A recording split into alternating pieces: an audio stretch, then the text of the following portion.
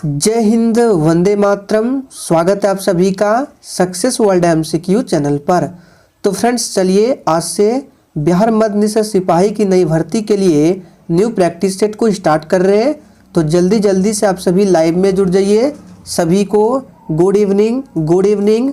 तो चलिए आपका बिल्कुल भी टाइम बर्बाद ना करते हुए आज की इस क्लास को स्टार्ट करते हैं। और फ्रेंड्स, अगर आप लोग मेरे सभी क्लास का नोटिफिकेशन लेना चाहते हैं तो चैनल को सब्सक्राइब कर लें और साथ में बेल आइकन को जरूर प्रेस कर लें, ताकि आपसे बिहार मध्य निषद सिपाही का एक भी इम्पोर्टेंट क्लास मिस ना हो। और देखिए, आपके जितने भी क्लास होंगे सभी क्लास के जो PDF होंगे आपको टेलीग्राम चैनल पर दिए जाएंगे।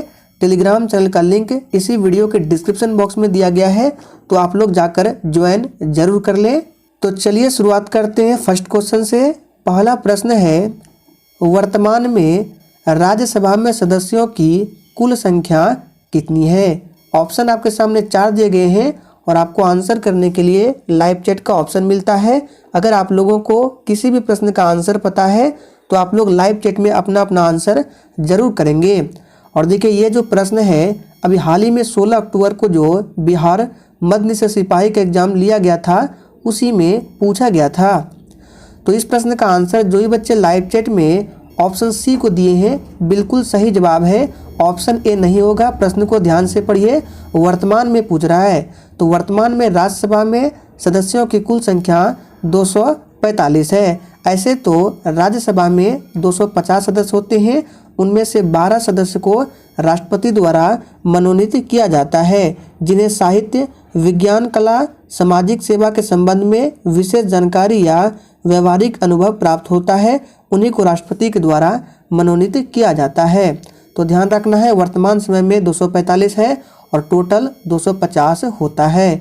आप लोग देख सकते हैं, ये राज्यसभा का चित्र है।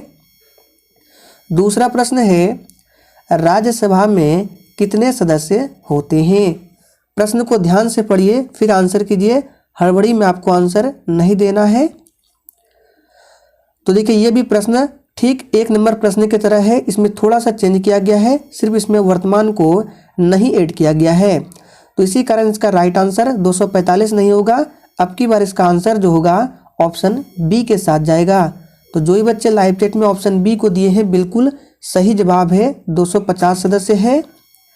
नेक्स्ट क्वेश्चन देखिए, निम्नलिखित में से कौन सा कारक औद्योगिक स्थानन के लिए जिम्मेदार नहीं है? चलिए आंसर बताएंगे। तो तीसरे का राइट आंसर क्या होगा? ऑप्शन बी हो जाएगा, जनसंख्या घनत्व। जनसंख्या घनत्व औद्योगिक स्थान के लिए जिम्मेदार नहीं है। बाकी बाजार, पूंजी, पावर, बिजली ये औद्योगिक स्थानन के लिए जिम्मेदार है। नेक्स्ट क्वेश्चन देखिए, PQLI यहाँ पे देख सकते हैं, इसका आपको संक्षिप्त रूप बताना है। देखिए, आपसे एग्जाम में एक प्रश्न संक्षिप्त रूप से भी पूछा जाता है। तो देखिए, आप देख सकते हैं, physical quality of life index, ये PQLI का संक्षिप्त रूप होता है। तो ऑप्शन जो ही बच्चे ए दिए हैं उनका बिल्कुल सही जवाब है। नेक्स्ट क्वेश्चन देखिए, भारत का आर्थिक सर्वेक्षण निम्नलिखित में से कौन सा मंत्रालय प्रकाशित करता है? बिल्कुल टॉप लेवल का प्रश्न है। चलिए आंसर करेंगे। और देखिए, इस प्रैक्टिस सेट में जीके, जीएस, स्टैटिक जीके के साथ साथ हिंदी व्याकरण के भी इम्पोर्टेंट क्वेश्चंस को रखा गया है। इसलिए आप लोग सेशन को पूरा एंड तक जरूर देखेंगे और डेली क्लास को अटेंड करेंगे। और ये क्लास कब मिलेगा? तो जो भी न्यू स्टूडेंट है उनको बता दें, डेली रात 8 बजे आपको लाइव चैट के साथ ये क्लास मिलेगा। तो 5वें का राइट आंसर क्या होगा? ऑप्शन ए हो जाएगा, वित्त मंत्रालय। ध्यान रखना है। चलिए आगे देखते हैं, जनसंख्या का अशोधित घनत्व निम्नलिखित नाम से भी जाना जाता है। चलिए छठे के लिए आप सभी आंसर बताएंगे। तो देखिए, जनसंख्या का अशोधित घनत्व जो है ये किस नाम से भी जाना जाता है? इस प्रश्न का सही आंसर है, गणितीय घनत्व के नाम से भी जाना जाता है। तो ऑप्शन जो ही बच्चे ए दिए हैं उनका बिल्कुल सही आंसर है। नेक्स्ट क्वेश्चन देखिए, तंबाकू में टॉपिंग का मतलब क्या होता है? चलिए आंसर करते जाएंगे। और देखिए, अगर आपको किसी भी प्रश्न में थोड़ा भी डाउट होता है तो आप लोग तुरंत कमेंट करके पूछें, आपको 100% रिप्लाई मिलेगा। तो देखिए इस प्रश्न का सही जवाब क्या है। तंबाकू में टॉपिंग का मतलब होता है पत्तियों का हटाना। तो बी ऑप्शन इस प्रश्न का बिल्कुल सही आंसर है। नेक्स्ट क्वेश्चन देखिए, परागन में होता है। चलिए आंसर बताएंगे। परागन जो है ये किस में होता है, जड़, पत्ता, फूल या फल। सोच समझकर आंसर करना है। वेरी वेरी मोस्ट इम्पोर्टेंट प्रश्न है आप लोगों के लिए। चलिए तो देखिए, परागन जो होता है ये फूलों में होता है। तो सी ऑप्शन जो ही बच्चे दिए हैं बिल्कुल सही जवाब है। जब किसी पुष्प का परागकण निकालकर किसी दूसरे पुष्प या फिर किसी दूसरे पौधे के पुष्प के वर्तिकाग्र तक पहुंचता है तो इस क्रिया को परागन कहते हैं। नेक्स्ट क्वेश्चन देखिए, पौधों में प्रोटीन खाली स्थान संश्लेषण में मदद करता है। यानी बताना है पौधों में जो प्रोटीन है ये किसके संश्लेषण में मदद करता है। तो इस प्रश्न का सही जवाब है राइबोसोम। बी ऑप्शन बिल्कुल सही जवाब है। राइबोसोम सजीव कोशिका के कोशिका द्रव्य में स्थित बहुत ही सूक्ष्म कण है जिनकी प्रोटीन के संश्लेषण में महत्वपूर्ण भूमिका है। आप लोग कमेंट करके जरूर बताएंगे प्रोटीन की खोज किसने किया था। और देखिए सबसे अधिक प्रोटीन किस में पाया जाता है, तो ये सोयाबीन में मिलता है, इसको ध्यान रखना है। और सोयाबीन का सबसे अधिक उत्पादन मध्य प्रदेश राज्य में होता है। और मध्य प्रदेश राज्य को टाइगर स्टेट के नाम से भी जाना जाता है, ध्यान रखना है। नेक्स्ट क्वेश्चन देखिए, निम्नलिखित में से कौन पौधों में प्रकाश संश्लेषण के लिए आवश्यक नहीं है। सभी ऑप्शंस को सही से पढ़िए।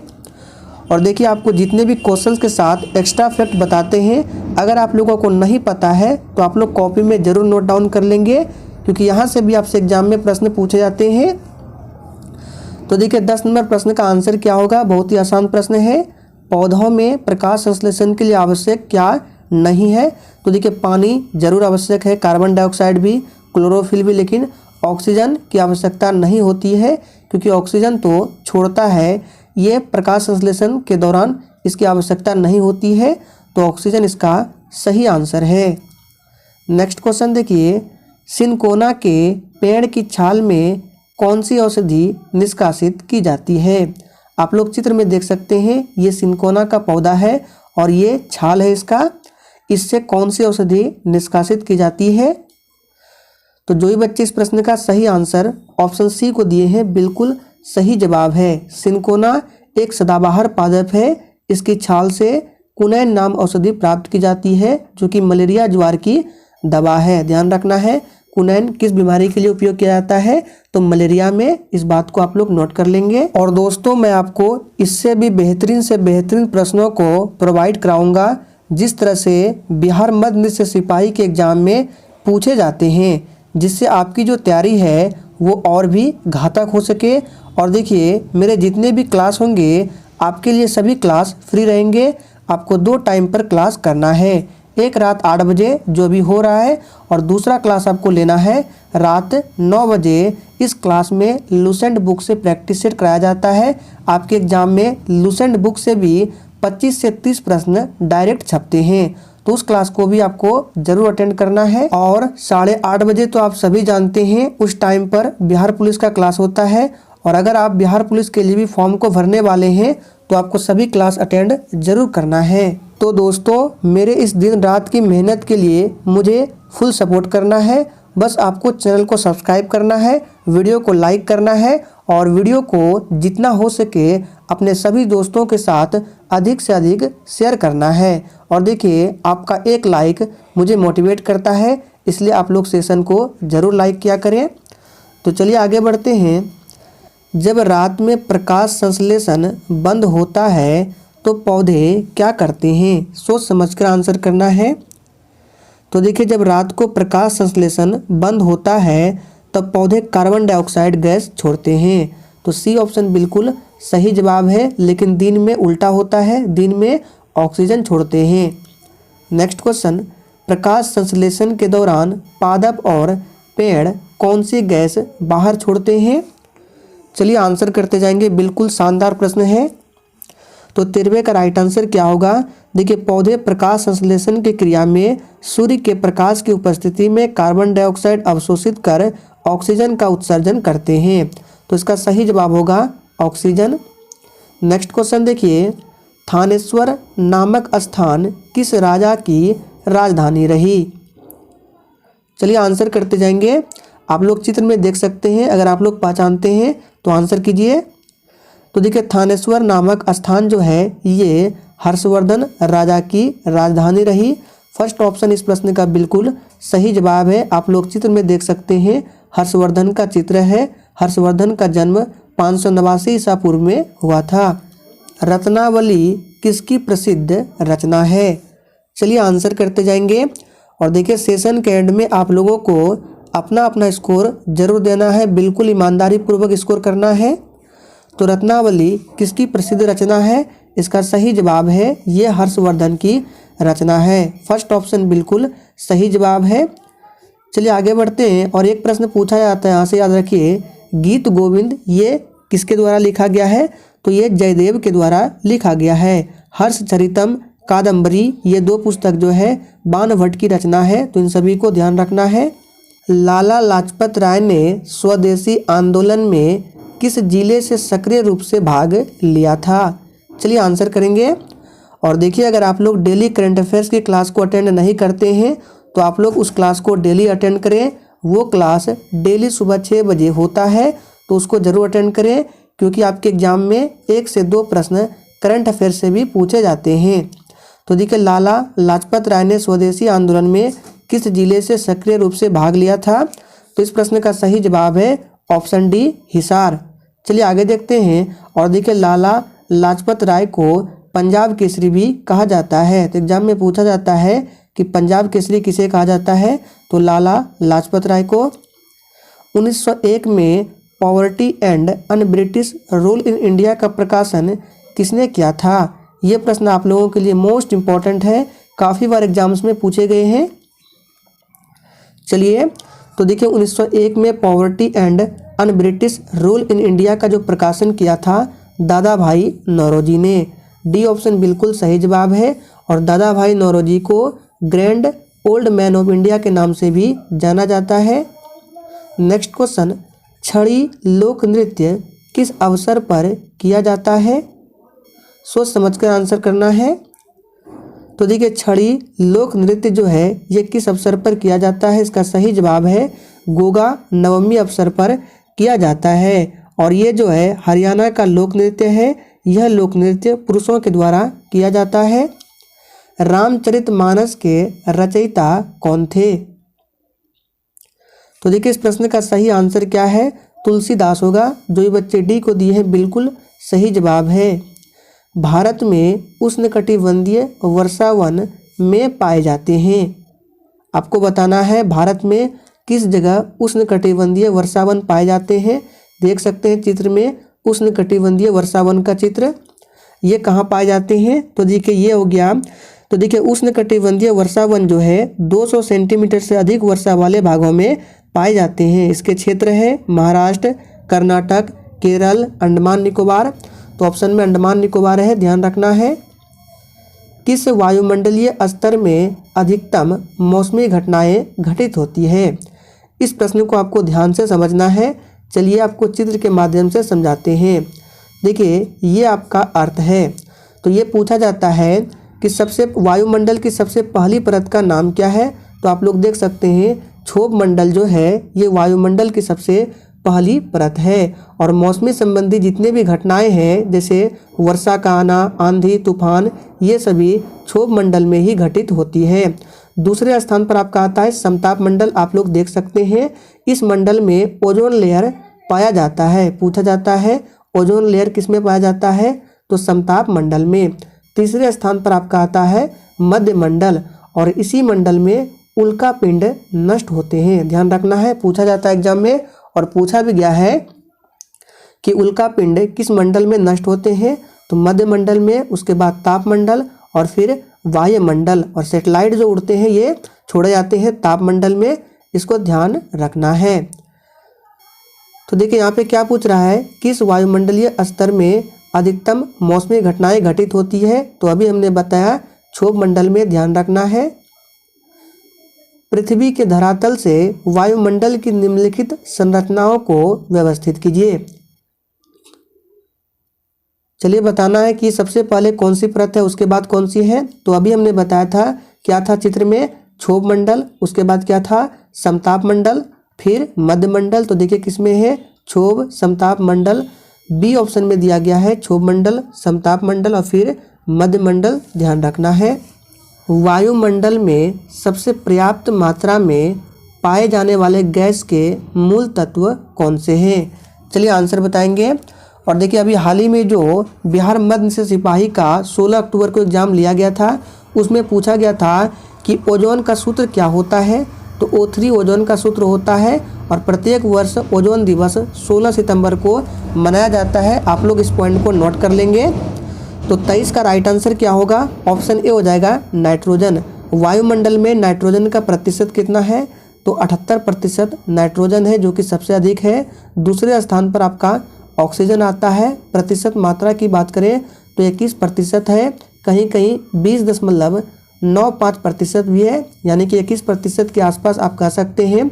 फिर आता है कार्बन डाइऑक्साइड भी पूछा जाता है, तो ये 0.03% है। इन सभी को ध्यान रखना है। नाइट्रोजन सही जवाब है। किस संविधान से भारत ने राज्य के नीति निर्देशक तत्व के विचार को अपनाया था?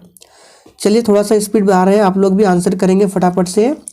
तो 24 का राइट आंसर क्या होगा? जो ही बच्चे ऑप्शन दिए ए को बिल्कुल सही जवाब है। आयरलैंड के संविधान से लिया गया है। और राज्य के नीति निर्देशक तत्व जो है इसका उल्लेख भाग 4 में है, पूछा जाता है। और अनुच्छेद 36 से 51 तक में इसका वर्णन किया गया है। संविधान सभा की प्रारूप समिति का अध्यक्ष कौन था? चलिए आंसर करेंगे। तो देखिए ये प्रश्न आप लोगों के लिए इम्पोर्टेंट है। संविधान सभा की प्रारूप समिति के अध्यक्ष डॉक्टर भीमराव अंबेडकर थे। तो ऑप्शन बी इस प्रश्न का बिल्कुल सही जवाब है। नेक्स्ट क्वेश्चन, भारतीय संविधान में केंद्र के साथ अवशिष्ट शक्तियों का विचार किस देश के संविधान से लिया गया है? चलिए आंसर बताएंगे 26 के लिए। तो देखिए इस प्रश्न का सही आंसर जो ये बच्चे ऑप्शन बी को दिए हैं बिल्कुल सही जवाब है। ये कनाडा देश के संविधान से लिया गया है। नरेंद्र मोदी सरकार द्वारा स्थापित नीति आयोग के स्थान पर कार्यरत हुआ, यानी कि नीति आयोग जो है ये किसके स्थान पर आया है? तो देखिए इस प्रश्न को प्रैक्टिस सेट में बहुत बार बताया गया है, बिहार पुलिस के प्रैक्टिस सेट में, कि नीति आयोग की स्थापना 1 जनवरी 2015 को होती है और ये योजना आयोग के स्थान पर आया था। और नीति आयोग के अध्यक्ष कौन होते हैं? तो खुद प्रधानमंत्री होते हैं, जो कि नरेंद्र मोदी, ध्यान रखना है। नेक्स्ट क्वेश्चन, 2018 में विश्व में लोकतंत्र की स्थिति किस संस्था द्वारा जारी की गई? और देखिए आप लोग जितने भी सेशन को वॉच कर रहे हैं सभी लोगों ने अभी तक लाइक नहीं किया है। तो देखिए अगर आप लोगों को सेशन पसंद आ रहा है तो प्लीज़ लाइक किया करें। तो 2018 में विश्व में लोकतंत्र की स्थिति किस संस्था द्वारा जारी की गई? इसका सही जवाब है अर्थशास्त्रीय गुप्तचर इकाई। फर्स्ट ऑप्शन बिल्कुल सही जवाब है। संविधान सभा द्वारा भारत के राष्ट्रीय ध्वज का प्रारूप को अपनाया गया, कब अपनाया गया था? तो देखिए ये 22 जुलाई 1947 को अपनाया गया था। सी ऑप्शन बिल्कुल सही जवाब है। और राष्ट्रीय ध्वज जो है यानी कि इंडियन फ्लैग, इसका क्या बोलते हैं डिजाइन किसने तैयार किया था, ये भी पूछा जाता है। तो ये किया था पिंगली वेंकैया ने। यहाँ पे नाम लिख देते हैं, पिंगली वेंकैया ने भारतीय राष्ट्रीय ध्वज का डिजाइन तैयार किया था, नोट करेंगे। निम्नलिखित में से किसे शेर ए बलिया के नाम से जाना जाता था? तो देखिए किसे शेर ए बलिया के नाम से जाना जाता था? तो चित्तू पांडे को। सी ऑप्शन बिल्कुल सही जवाब है। इन्होंने 1942 में बलिया में भारत छोड़ो आंदोलन में महत्वपूर्ण भूमिका निभाई थी। विश्वविद्यालय अनुदान आयोग का गठन किसकी सिफारिश पर किया गया? चलिए तो देखिए ये किया गया था डॉक्टर सर्वपल्ली राधाकृष्णन आयोग की सिफारिश पर। नेक्स्ट क्वेश्चन, किस आंदोलन के लिए महात्मा गांधी द्वारा करो या मरो का नारा दिया गया था? तो सबसे पहले ध्यान रखना है, करो या मरो का नारा महात्मा गांधी ने दिया था। किस आंदोलन में दिया था? तो भारत छोड़ो आंदोलन में दिया था। ये आंदोलन कब हुआ था? तो 1942 में हुआ था। इन सभी पॉइंट को आप लोग नोट रखेंगे। नेक्स्ट क्वेश्चन देखिए, प्रसिद्ध वादक उस्ताद बिंदा खान द्वारा बजाने वाला वाद्य यंत्र कौन सा है? यहाँ से आपको एक और प्रश्न बताएंगे, दोनों को ध्यान रखना है। तो उस्ताद बिंदा खान क्या बजाते थे? तो ये सारंगी बजाते थे। और एक महत्वपूर्ण प्रश्न है, पूछा जाता है कि शिव कुमार शर्मा क्या बजाते थे? तो ये संतूर वादक थे। ध्यान रखना है, शिव कुमार शर्मा ये क्या बजाते थे? तो संतूर बजाते थे। आप लोग कमेंट करेंगे कि उस्ताद बिस्मिल्लाह खां का संबंध किस वाद्य यंत्र से था? इसका आंसर आपको कमेंट बॉक्स में देना है। माई ट्रुथ नामक पुस्तक के लेखक कौन है? चलिए आंसर करेंगे 34 के लिए। तो इसका सही आंसर जो भी बच्चे डी को दिए हैं बिल्कुल सही जवाब है। माई ट्रुथ जो है ये इंदिरा गांधी के द्वारा लिखा गया पुस्तक है, ध्यान रखना है।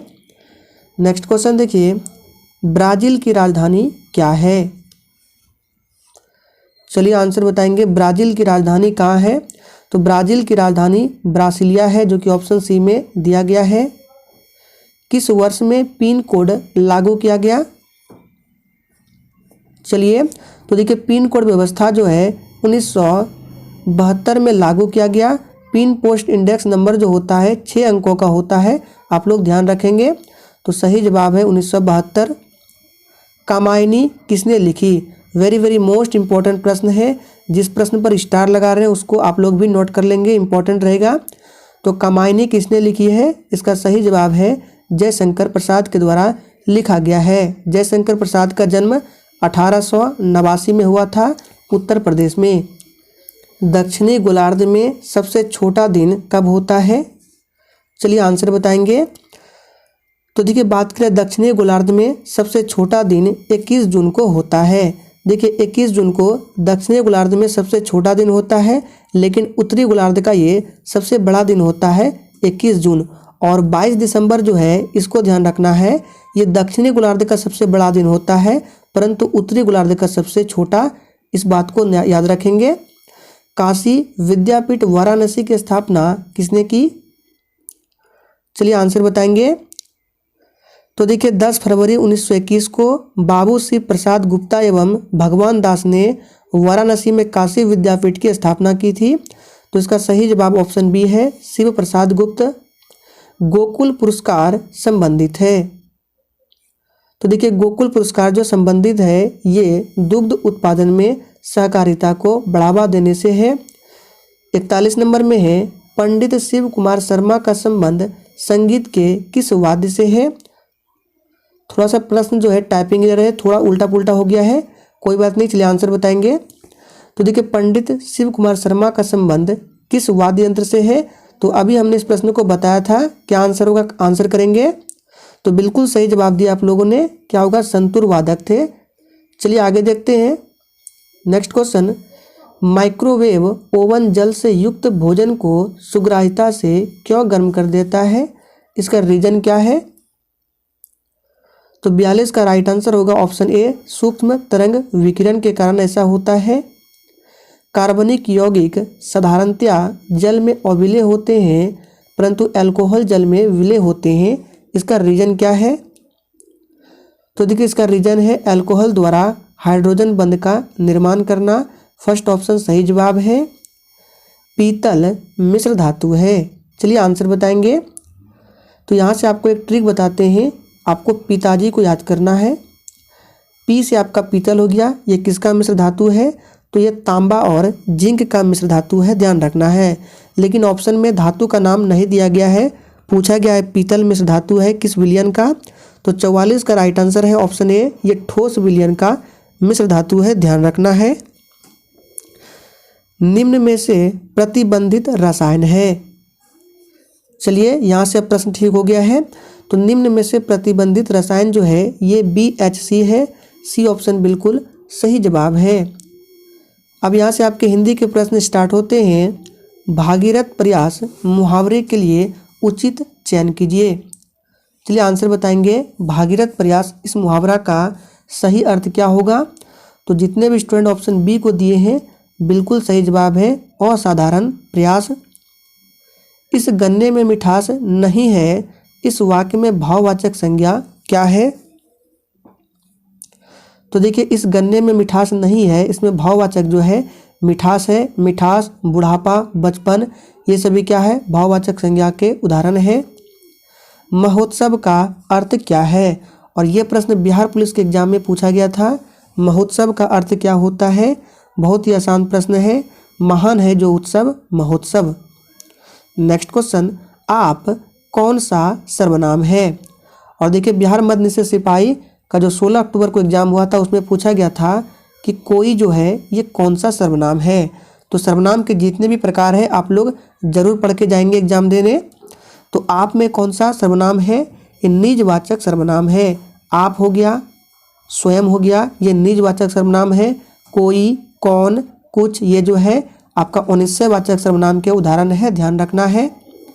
नेक्स्ट क्वेश्चन, कौन समूहवाचक संज्ञा नहीं है? चलिए देखिए जिस शब्द से क्या होता है, जिस शब्द से संज्ञा से किसी समूह का बोध होता है या झुंड का, समूहवाचक संज्ञा कहलाता है। तो देखिए वर्ग से देखिए समूह का बोध हो रहा है क्योंकि वर्ग में तो स्टूडेंट रहता है। सेना में सैनिक से, सभा में देखिए क्या सभा में भी समूह से बोध हो रहा है, लेकिन झरना जो है ये समूहवाचक नहीं है। तो दोस्तों आज के इस सेशन में हम लोगों ने 50 अति महत्वपूर्ण प्रश्नों को कवर किया, लेकिन आप लोगों को क्या लगता है क्या वास्तव में हम लोगों ने 50 प्रश्न को ही कवर किया? नहीं, जितने भी एक्स्ट्रा फैक्ट बताए गए सभी को मिलाकर लगभग 80 से 85 प्रश्नों को हमने कवर किया। तो देखिए आप जब भी क्लास करें कॉपी कलम लेके बैठे, जितने भी एक्स्ट्रा फैक्ट बताते हैं सभी को नोट डाउन जरूर करें। इससे आपकी जो तैयारी है और बेहतरीन हो सकेगा। तो चलिए आज के लिए इतना ही, तब तक के लिए जय हिंद।